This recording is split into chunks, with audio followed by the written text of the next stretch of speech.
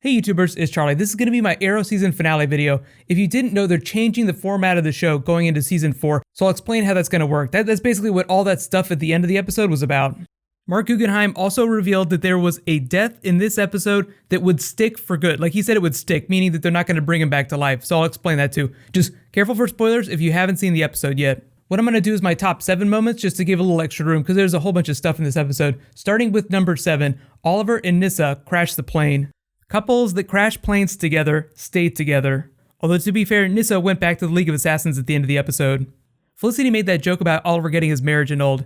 I kind of like that they left that hanging in the air. Like technically, he is still married. Them working together in this episode, especially like the first half of the episode, was a lot of fun.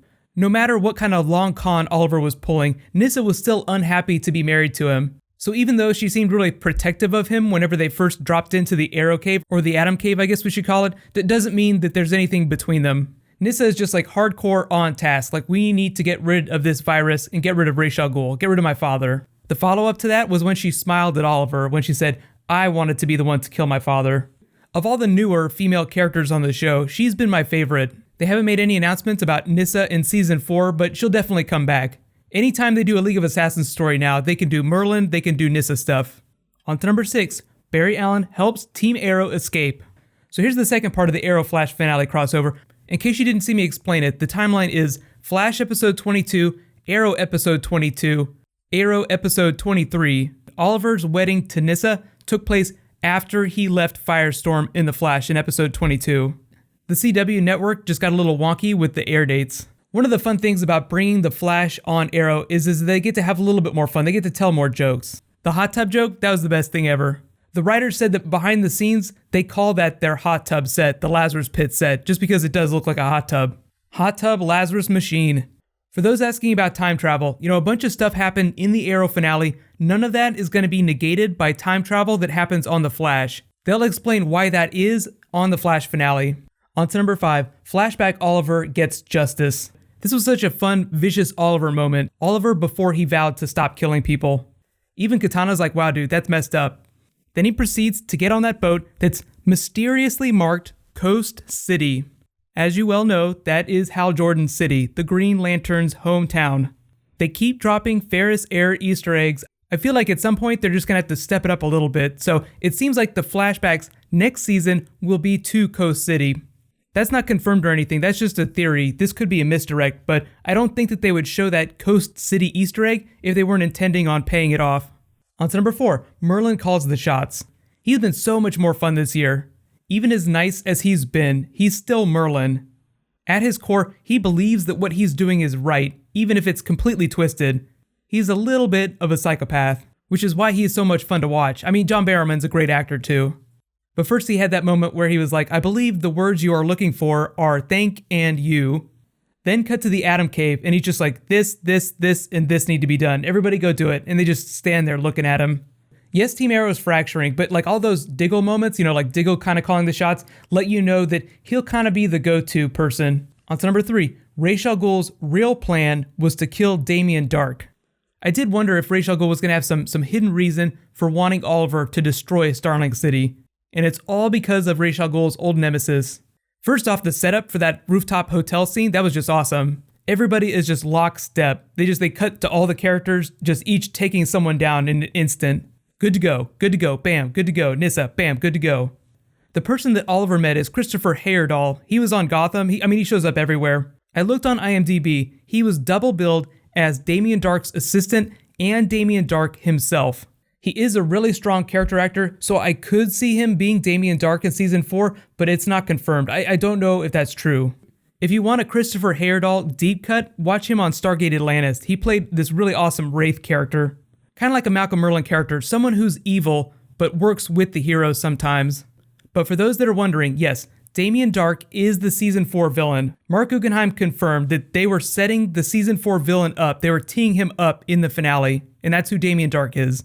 On to number 2, Speedy gets her costume. If there was any doubt about what her comic book name was going to be, Oliver kind of laid down the law. I'm pretty sure I already told everyone to call you Speedy. So she is Speedy, but wearing Arsenal's costume. The costume department did have to alter it just a little bit so that it would fit her right. Willa Holland is like way smaller than Colton Haynes. Wouldn't that be funny though if they were the exact same size? I haven't read any articles about it yet, but I'm wondering if they always intended for Thea to become the Speedy character. Way back at Comic-Con 2012, before Season 1 premiered, they said that Katie Cassidy would eventually become Black Canary. So they always planned for that to happen. So, sometimes I wonder how much they pre-planned and how much big character stuff like that they changed on the go. For those asking about Roy, Colton Haynes said that he would guest star on the show again, so we might see him during Season 4, but it'll only be as a guest star, like very briefly. He is now hero for hire, just like wandering around in the wilderness. And finally, my number one WTF moment, Team Arrow fractures. Everyone goes their separate ways. So let's start at the top. Oliver and Felicity look like they go on a vacation. This is kind of a Longbow Hunters reference. If you ever read that comic, it's just Green Arrow goes to Seattle, like he leaves Star City, but he's still Green Arrow, so it's a little bit different. It's not a direct reference. In the context of the series right now, Oliver says that he is retiring as the Arrow. That doesn't mean that he's not going to be a hero anymore. I mean, he's not leaving the show. But it seems like for the first part of Season 4 at least, they're all going to be in separate parts of the world.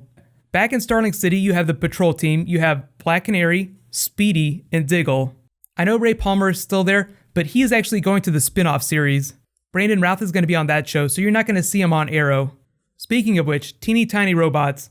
That was basically him shrinking his suit down, so that means that he's probably going to be shrinking on the spin-off series. So hopefully that answers everyone's questions about that. I know everyone had been asking about it since the minute it was announced that that was the character that he was playing.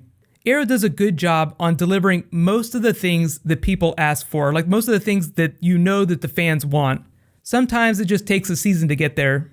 Moving over to Merlin, League of Assassins now. So at the end of the episode, Oliver gave him Raish's ring. The way they explained it, the bargain Oliver made with Merlin is that Merlin would help him dismantle the League from the inside if Oliver passed over leadership of the League to him after it was all over. For that character, I feel like that's the best possible outcome because he's mostly in Starling City because of Thea's arc, and she's kind of come full circle, so he's not really necessary for her anymore. You promised you'd make me stronger, and you did. So there's really no reason for him to stay in Starling City anymore. I have no idea how much John Barrowman's going to be featured in Season 4, but when he is featured, it will be part of a League storyline. Damien Darhk, deep connections to the League of Assassins, so you can't do Damien Darhk and Hive without also doing a little bit of League stuff.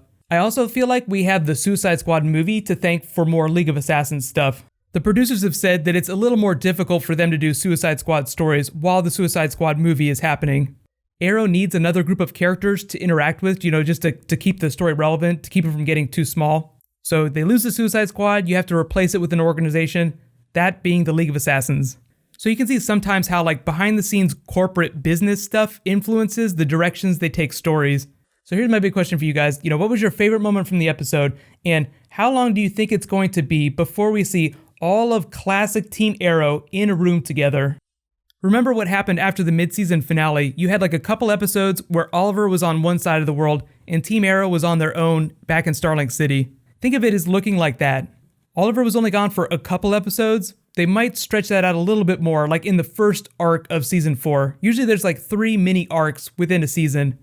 I think it'll help him pick up the pace of the show too. So if you feel like Arrow moves too slow, if you like the pace of the Flash better, I feel like Arrow's going to get a little quicker. Here are some really cool Easter eggs that I spotted in the episode.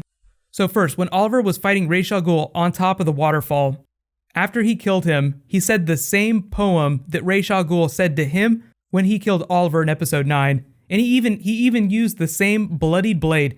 Oliver was using a blade that still had his own blood on it. I love that they went all these weeks without cleaning that blade off. Felicity inside the Atom suit almost made me fall out of my chair. The minute she and Ray Palmer started having all those scenes together this season, I felt like she was kind of a subordinate. I was like, why doesn't she make herself some tech? I mean, she's smarter than he is. Cut to, bam, Felicity wearing the suit, just like Pepper Potts.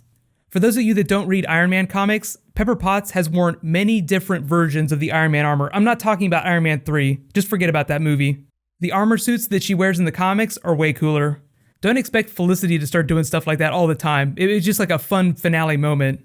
She doesn't know how to fly the suit. The reason why it works so well is because you could remote pilot the Atom suit. Remember, when Oliver was using it like a video game?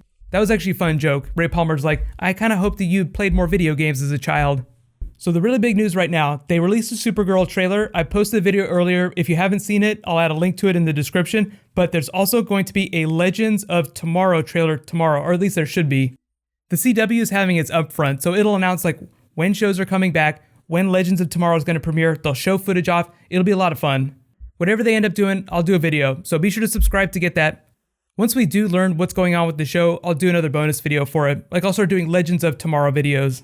So in case you guys haven't seen it, they posted like 6 minutes of footage from the Supergirl pilot. You can click here to watch that, and you can click here for last night's Flash episode. Thank you so much for watching, everybody. Let's high five. I'll see you guys tomorrow.